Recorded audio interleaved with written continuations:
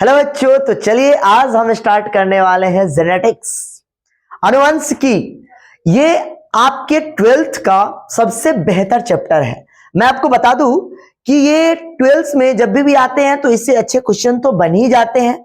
साथ में अगर आप इस चैप्टर को अच्छे से कर ले जाते हो तो कहीं ना कहीं आपके लिए बाकी चैप्टर भी आसान हो जाता है और इससे बड़े ही कंसेप्चुअली क्वेश्चन आते हैं। जब अगर मान लीजिए कि आपने इस चैप्टर को नहीं पढ़ा है, जब इससे अच्छे क्वेश्चन आएंगे तो आपसे बनेगा भी नहीं।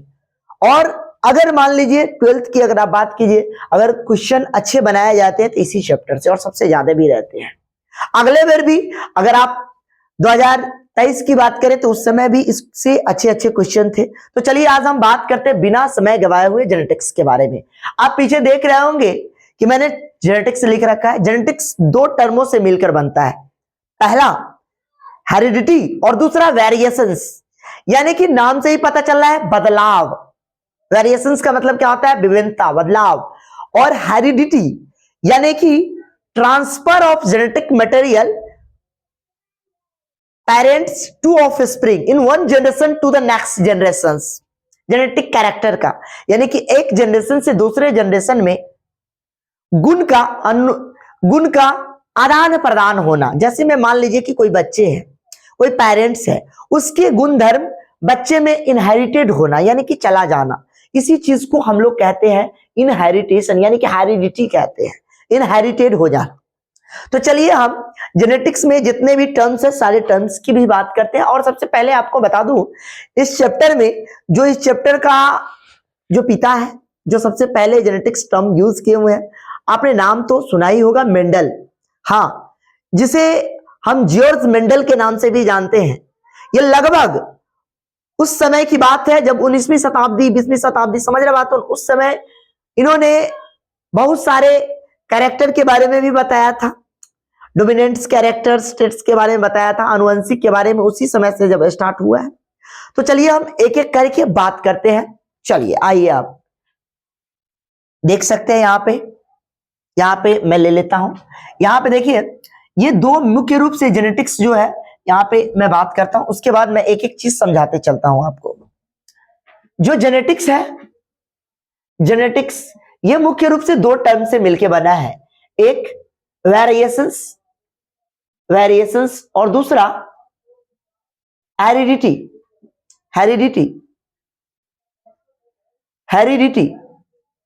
अब देखिए यहाँ पे वेरिएशंस, हेरिडिटी में क्या होता है भाई? चेंजमेंट। किस चीज का changement?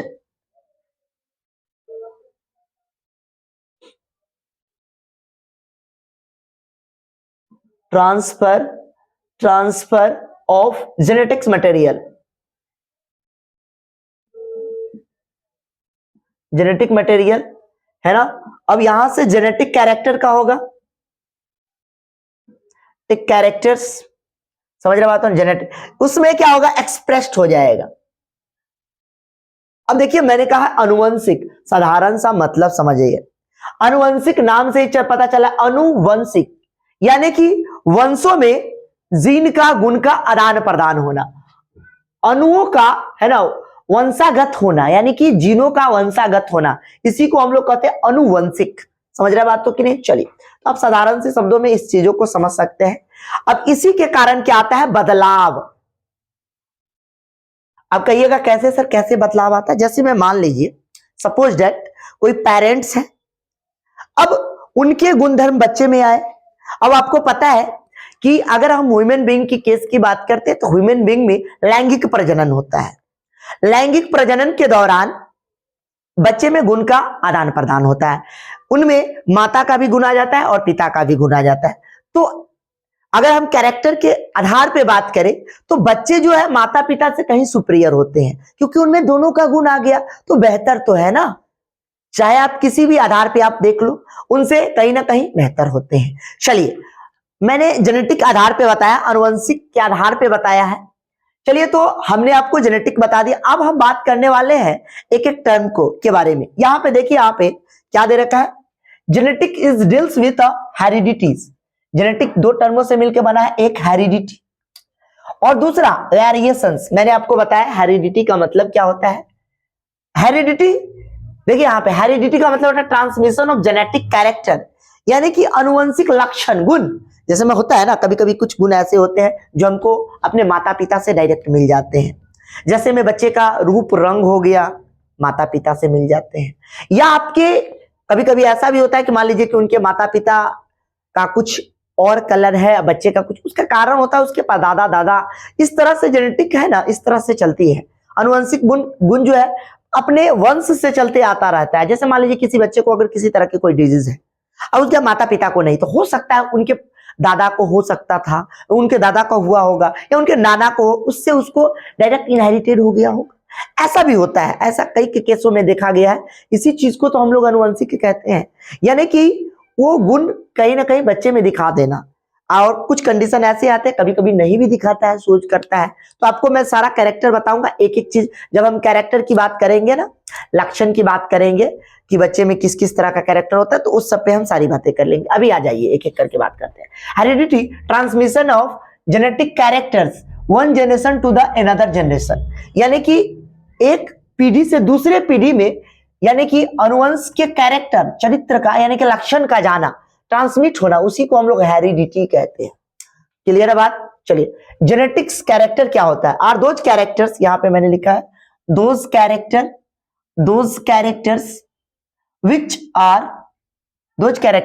Are result of gene. ये किसका रिजल्ट होता है? जीन का रिजल्ट होता है for developing of genetic character. आप देख सकते हैं जेनेटिक कैरेक्टर के बारे में बात किया गया। आर फॉलोइंग, जेनेटिक कैरेक्टर के भी फॉलोइंग कंडीशन, अलग अलग कंडीशन होते हैं। जीन शुड बी एक्सप्रेस्ड, अगर मान लीजिए कोई जीन एक्सप्रेस्ड हो रहा है तो उस कंडीशन में जीन शुड बी एक्सप्रेस्ड या प्रेजेंट, है ना। जीन शुड बी प्रेजेंट, इसको मैंने लिखा है present, gene should be present होगा। अगर कोई मान लीजिए कि सपोज दैट कोई बच्चे हैं, बच्चे में अगर कोई जीन प्रेजेंट है, समझे बातों की नहीं, तो उसका लक्षण उसमें माता पिता से वो जीन गया होगा, कहां से उस बच्चे में जाएगा, है ना, डीएनए के थ्रू कहां जाएगा? माता पिता में। आपको भी पता है कि क्या होता है, अगर हम बात करें ह्यूमन बीइंग की अगर हम बात करें, देखिए मैं आपको समझाता हूं ह्यूमन बीइंग की। तो क्या होता है ह्यूमन बीइंग में, क्या होता है? सेक्सुअल रिप्रोडक्शन होता है, सेक्सुअल रिप्रोडक्शंस होते हैं, सेक्सुअल रिप्रोडक्शंस। अब अगर इसी को कहते हैं लैंगिक प्रजनन, लैंगिक प्रजनन। अब मान लीजिए कि इसके बच्चे के हम बात करें माता है और ये मान लीजिए पिता है। आपको संकेत पता होना चाहिए, ये मादा का होता है, ये किसका होता है? मादा, और ये किसका होता है? नर का होता है। अब मान लीजिए इस कंडीशन में आपको पता है इसका जो युग्मक होता है, युग्मक यानी कि गैमेट की अगर हम बात करें, गैमेट, तो इसमें क्या हो जाता है? स्पर्म होता है, सॉरी फीमेल है तो फीमेल के केस में क्या हो जाएगा? ओवा, है ना, यानी कि अंड जिसको कह सकते हैं। और नर के केस में क्या हो जाएगा? गैमेट में, युग्मक में आप क्या ध्यान रख सकते हैं? नर के केस में आ जाएगा आपका स्पर्म आ जाएगा। इसमें आप देख सकते हैं शुक्राणु। अब देखिए यहां पे क्या आ जाएगा? शुक्राणु हो गया,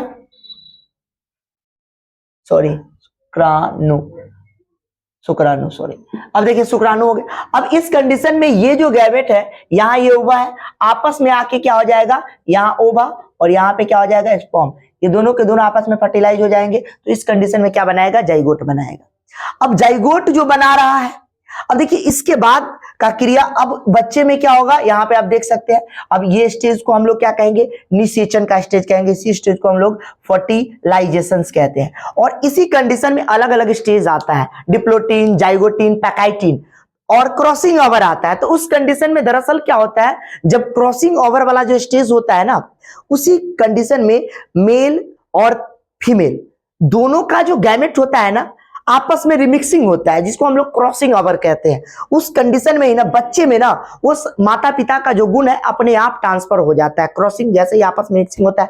और वही बाद में धीरे धीरे, मैं आपको जब आप प्रजनन वाला चैप्टर बताया था तो आपको मैंने बताया था कि किस तरह से अलग अलग स्टेज आते हैं, है ना। मॉरुला स्टेज आते हैं, ब्लास्टुला आते हैं, ब्लास्टोसिस्ट आते हैं, अलग अलग सारे स्टेज आते हैं। तो उस सारे स्टेज में मैंने बताया था, उसके बाद का स्टेज है। अब ये जाइगोट 2n स्टेज है, उसके बाद का जो स्टेज आएगा सो वाला स्टेज की बात कर रहे हैं।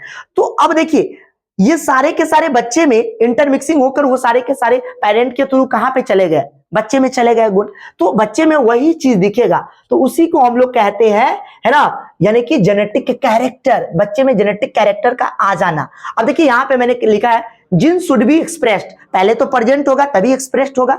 एक्सप्रेस्ड का मतलब होता है दिखना, दिखेगा तभी ना जब होगा दिखना, समझे बात तो कि नहीं, पहला बात। उसके बाद सुटेबल कंडीशन रिक्वायर्ड, उसके लिए सबसे पहली बात है कि बच्चे में क्या होना चाहिए, सुटेबल कंडीशन। आप जाने के लिए कोई ना कोई कंडीशन होना चाहिए, जैसे मान लीजिए कि मेल है फीमेल है, तो इस गैमेट बनता है, तो एक कंडीशन होता है जिसके थ्रू हो जाता है ना, जिसको हम लोग क्या कहते हैं, जनन्य अंग कहते हैं, उसके थ्रू जाता है। चलिए तो आगे की ओर हम चलते हैं। यहाँ पे आप देखिए, यहाँ पे आप देख रहे होंगे, यहाँ पे मैंने क्रोमोजोम बनाया है, और क्रोमोजोम पे ये क्या है, जीन है। अब देखिए यहाँ पे ग्रोथ हार्मोन है। अब यहाँ पे मैंने बताया आपको कि ग्रोथ हार्मोन कैसे काम करता है, देख रहे हैं यहाँ पे आरएनए, आरएनए से क्या बनेगा देखिए आप, है ना, प्रोटीन बनेगा, प्रोटीन से एंजाइम बनेगा, और एंजाइम से क्या बनेगा, प्रोटीन, और लास्ट में आपको क्या दिखा देगा, जेनेटिक कैरेक्टर को दिखा देगा, जेनेटिक कैरेक्टर। आप देख सकते हैं जेनेटिक कैरेक्टर पे बात कर रहे हैं, है ना, उसके बाद एक्सप्रेस्ड करेगा। चलिए अब हम बात करने वाले हैं, ये सारी बात कर लिए, अब हम कुछ टर्म की बात करने वाले हैं जो यूज किया गया था। अच्छा एक चीज मैंने आपको नहीं बताया, ये चीज आप याद रखिएगा, फादर ऑफ जेनेटिक्स अगर कोई आपसे पूछे ना, father of genetics, sorry father of genetics अगर पूछे तो आप क्या कहना, है ना, जीजे मेंडल साहब का नाम जरूर लेना, है ना, मेंडल है। अच्छा मॉडर्न जेनेटिक के पिता कौन है, डब्ल्यू बेटसन है ना। चलिए तो हम उसकी भी बात कर लेते हैं, एक एक पॉइंट लिख देते हैं, आपने यहां तक लिख लेना है, उसके बाद हम आगे की ओर चलते हैं। चलिए चलिए तो हम थोड़ा सा आगे चलते हैं, इसको जरा सा हम मिटा देते हैं। चलिए आइए हम बात करते हैं,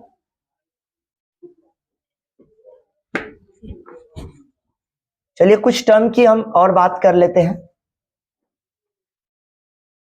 आइए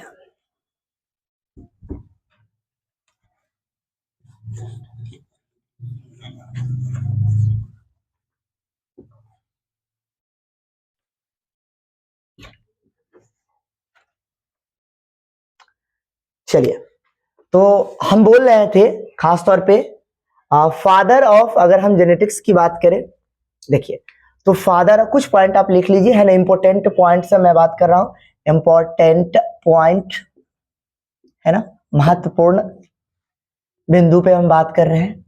चलिए फादर ऑफ जेनेटिक्स की अगर हम बात करें, जेनेटिक्स, तो आपको पता है क्या होता है, जीजे मेंडल, अभी आपको मैंने बोला है जीजे मेंडल है। दूसरा नंबर पे अगर हम बात करें father of modern genetics, father of modern genetics, तो ये कौन है, डब्ल्यू वेटसन है, आप ध्यान रख सकते हैं, वेटसन है। अगर हम बात करें, कुछ टर्म की बात करते हैं ना, some important terms use for some important terms in genetics, some importants in genetics. आइए एक एक करके हम बात करते हैं। सबसे पहले अगर हम बात करें तो एलील शब्द आया था, एलील आ गया।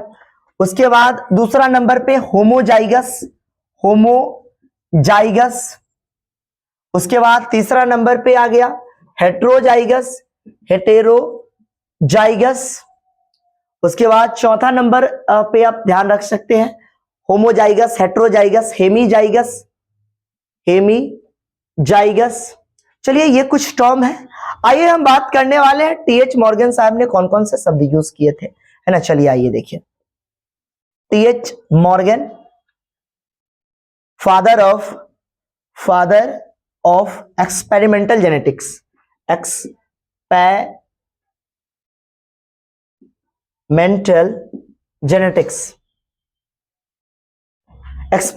जेनेटिक्स, इसको हम लोग कहते हैं प्रायोगिक आनुवंशिकी के पिता, है ना,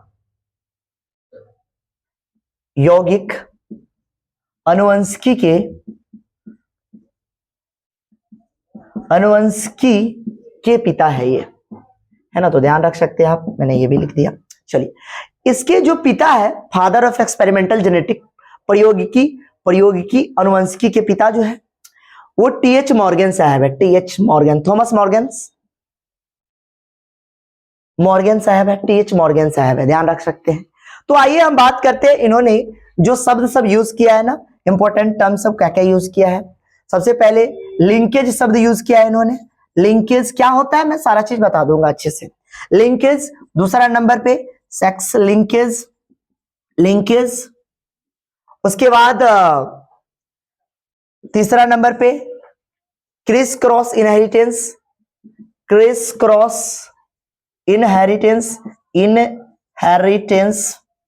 उसके बाद उन्होंने बात किया, चौथा नंबर पे आप ध्यान रख सकते हैं क्रॉसिंग ओवर।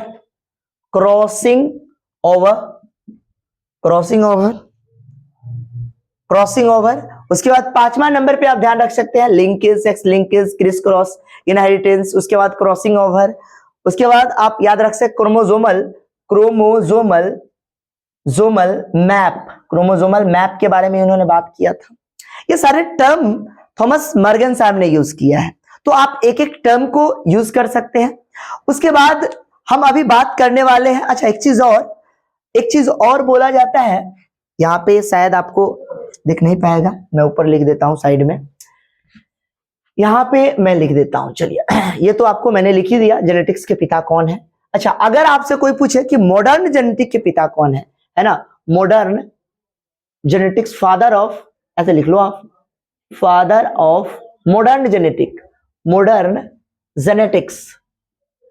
जेनेटिक्स का मतलब हो गया यानी कि आधुनिक अनुवंशिकी के पिता, आधुनिक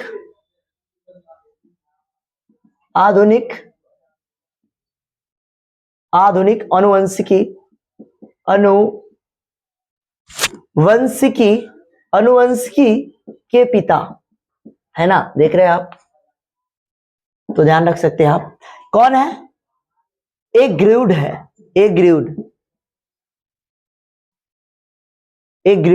याद रख सकते हैं। इन्होंने जो डिजीज है उस पर काम किया था, वो कौन सा, अल्केप्टोन्यूरिया नाम की डिजीज है। सबसे फर्स्ट टाइम में इन्होंने डिस्कवर किया था, फर्स्ट टाइम डिस्कवर्ड यानी कि खोज किया था, कवर्ड डिजीज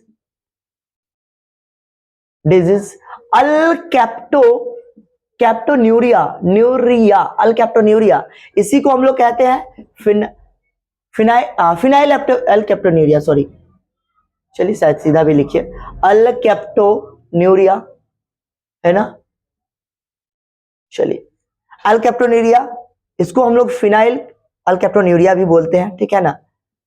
चलिए, एसिड ऑक्सीडेज नाम के हार्मोन था, उसी से हुआ था, एसिड ऑक्सीडेज, आप ध्यान रख सकते हैं, एसिड ऑक्सीडेज नाम के ये। चलिए, अब हम बात करने वाले हैं कुछ और टर्म के, जिसको हम लोग कहते हैं होमोजाइगस क्या है, हेमीजाइगस क्या है, एलील क्या है, एक एक चीजों पे हम बात करने वाले हैं। चलिए आइए, तो जरा सा हम बात करिए लेते हैं, आइए।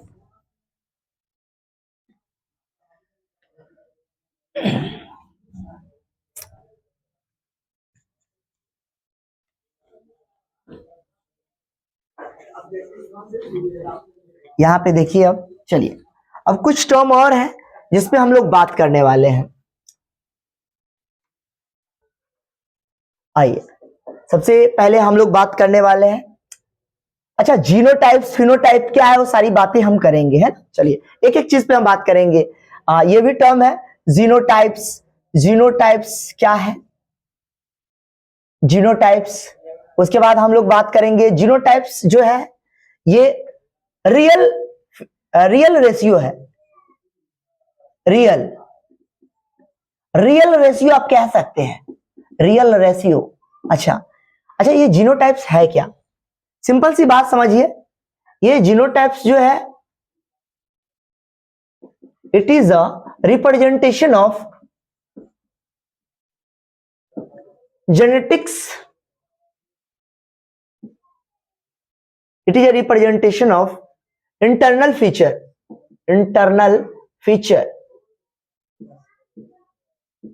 Features of gene, germinal ratio इसको कह सकते हैं ना, जेनेटिक रेशियो है ये, जेनेटिक रेशियो है ये। चलिए अगर हम बात करें फिनोटाइप की, फिनोटाइप्स की, तो ये जो है, अच्छा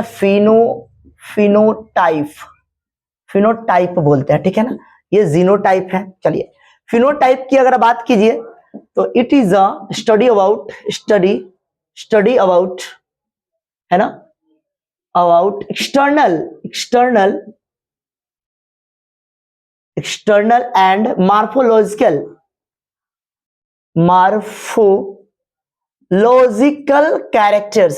characters as like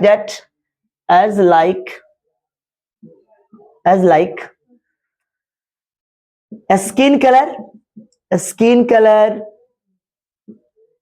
color, hair color. It is source for external appearances. Only for it is source for external appearances.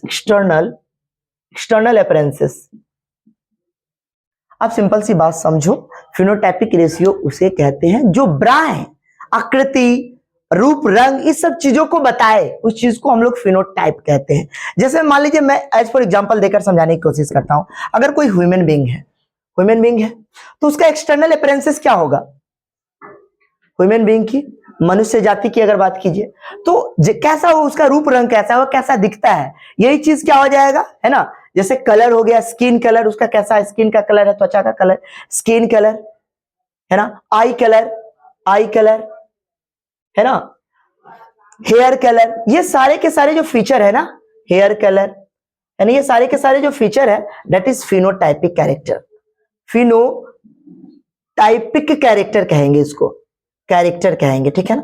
Phenotypic के कैरेक्टर हो गया, तो आपको जीनोटाइपिक समझ में आ गया, यानी कि ये जीन से रिलेटेड। जैसे मैं मान लीजिए कि जीनोटाइपिक को मैं जरा सा और अच्छे से समझाने की कोशिश करता हूं। जीनोटाइपिक का मतलब क्या हुआ, मैंने लिखा it is representation of internal feature. जैसे मान लीजिए कि अगर मैं बात कर रहा हूं ह्यूमन बीइंग की, तो ह्यूमन बीइंग की अगर हम बात करते हैं तो ह्यूमन बीइंग का 2 कैरेक्टर हो सकता है जीनोटाइप्स में। क्या हो सकता है, अच्छा इसके कैरेक्टर क्या, इसको जब जीनोटाइप लिखेंगे तो हम कहेंगे क्या कि अगर हम बात करिए, अगर हाइट का हम कैरेक्टर की बात करें, किसकी हाइट, इसकी लंबाई की, इधर नहीं दिखेगा, थोड़ा सा इधर लिख लेते हैं। चलिए आइए, अगर हम बात करें ह्यूमन बीइंग की, है ना, अगर हम बात करें इसके कैरेक्टर जो लक्षण है, किस कैरेक्टर की, हाइट की, कैरेक्टर में अगर हम हाइट ले लेते हैं, हाइट, तो हाइट को दर्शाने के लिए 2 तरीका होता है। एक तो हम कहेंगे क्या कि भाई जीनोटाइपिक बनाना है तो कैपिटल टी, उसके बाद कैपिटल टी स्मॉल टी, और एक कंडीशन ये हो सकता है स्मॉल टी। हमने प्लांट के केस में ये बात किया था, कहा था ना कि कैपिटल टी स्मॉल टी। चलिए ह्यूमन बीइंग का ले लीजिए, प्लांट के केस में ले लीजिए, किसी के केस में ले लीजिए, लीजिए आपने प्लांट के बारे में पढ़ा था, प्लांट का ले लीजिए। चलिए अगर प्लांट की कैरेक्टर लेते हैं, अगर हाइट की बात लेते हैं, तो इस कैपिटल टी को क्या बोल रहे थे, सबसे लंबा, इसको लंबा पौधा बोलते थे, है ना। चलिए उसके बाद इसको क्या कहते थे, है ना, इसको भी लंबा ही कहते थे, लेकिन मध्य वाला था लंबा, और ये छोटा था, है ना। तो ये सारे के सारे कैरेक्टर सब आ रहे थे, लंबा छोटा। तो इस चीज को हम लोग क्या कहते हैं, जीनोटाइपिक रेशियो। अभी हम आपको पुनेट चक्र के माध्यम से इस सारा चीज की बात करेंगे, फिर आपके दिमाग में आ रहा होगा कि सर कैरेक्टर क्या होता है, कैरेक्टर। अच्छा चलिए आइए, कैरेक्टर की आपने बात की तो थोड़ी सी हम बातें कर लेते हैं।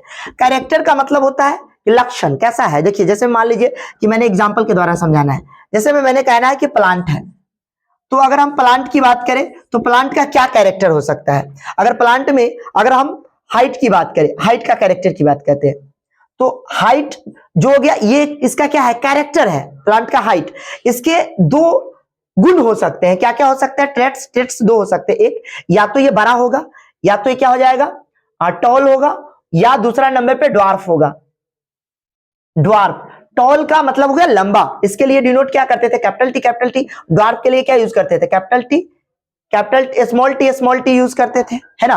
अच्छा इसके कंडीशन में एक और यूज कर लेते थे, जैसे मैं मान लीजिए कि मैंने कहना है कि अच्छा, अगर हम बात करें एक चीज, अगर हम बात करें कैरेक्टर में, तो मुख्य रूप से दो ही कैरेक्टर है, बीच वाले को हम काउंट नहीं करते, या तो बड़ा या तो मध्य वाला, सॉरी एक छोटा वाला।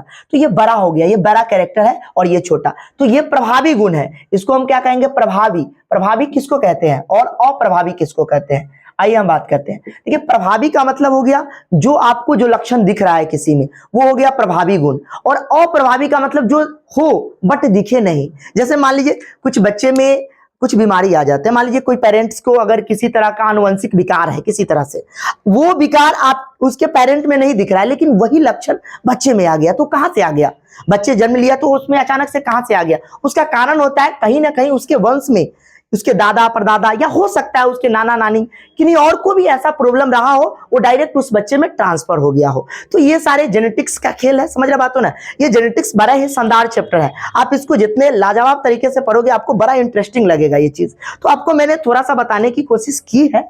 चलिए अब हम आगे की ओर अगले दिन बात करेंगे, तो आप थोड़ा थोड़ा समझ गए होंगे। चलिए, तो मैंने कहा कि ये जो हुआ ये कैरेक्टर हो गया।